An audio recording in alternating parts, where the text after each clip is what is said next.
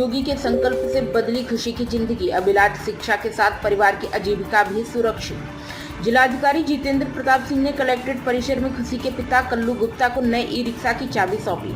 कभी सुनने बोलने में असमर्थ थी और परिवार आर्थिक संकट में था। आज इलाज शिक्षा और आजीविका का मिला संबल।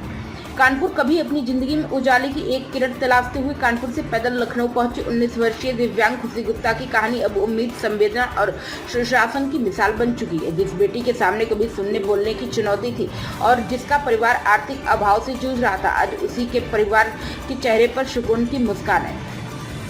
मुख्यमंत्री योगी आदित्यनाथ से हुई मुलाकात के बाद शुरू हुई सहायता केवल आश्वासन तक सीमित नहीं रही, बल्कि एक एक कर खुशी और उसके परिवार के जीवन की हर बड़ी चिंता का समाधान बनती चली गई। आज इस बदलाव की श्रृंखला में एक और महत्वपूर्ण अध्याय जुड़ गया है। कलेक्ट्रेट परिसर में जिलाधिकारी जितेंद्र प्रताप सिंह ने खुशी के पिता कल्लू गुप्ता को नए ई रिक्शा की चाबी सौंपी। यह सहायता ऐसे समय में मिली जब परिवार आर्थिक संकट के कठिन दौर से गुजर रहा था। कल्लू गुप्ता वर्षों से किराए का ई रिक्शा चलाकर किसी तरह परिवार का भरण पोषण कर रहे थे। प्रतिदिन की कमाई का बड़ा हिस्सा वाहन के किराए में चला जाता था और शेष बची मामूली राशि से घर का खर्च चलाना पड़ता था। दरअसल खुशी की संघर्ष गाथा पिछले वर्ष उस समय पूरे प्रदेश के सामने आई थी जब वह अपनी समस्या लेकर कानपुर से पैदल मुख्यमंत्री योगी आदित्यनाथ से मिलने लखनऊ पहुंची थी। मुख्यमंत्री ने उसे आत्मीयता से मुलाकात की, उसकी पूरी बात सुनी और अधिकारियों को निर्देश दिए कि उसके उपचार, शिक्षा और पुनर्वास के लिए हर संभव सहायता उपलब्ध कराई जाए। कभी अपनी बात भी व्यक्त न कर पाने वाली खुशी ने मुस्कुराते हुए मुख्यमंत्री के प्रति आभार जताते हुए थैंक यू योगी जी। उसकी मां गीता गुप्ता की आंखों में संतोष साफ दिखाई दे रहा था। उन्होंने कहा, पहले बेटी के इलाज की चिंता थी, फिर उसकी पढ़ाई की, अब रोजी रोटी की भी चिंता खत्म हो गई है। योगी जी के आशीर्वाद और प्रशासन के सहयोग से हमारे परिवार को नया जीवन मिला है। जिला अधिकारी जितेंद्र प्रताप सिंह ने कहा कि मुख्यमंत्री का स्पष्ट निर्देश था कि खुशी के पुनर्वास में कोई कमी न रहे।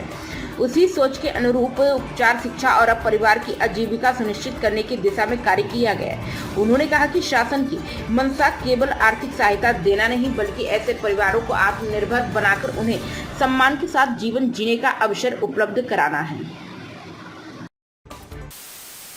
मेरा नाम गीता गुप्ता है, मैं कानपुर की रहने वाली हूँ और योगी जी का बहुत बहुत धन्यवाद। मुझे ई रिक्शा मिला है, रोजी रोटी की सहारा दिया है उन्होंने, उनका बहुत बहुत धन्यवाद करती हूँ योगी जी का।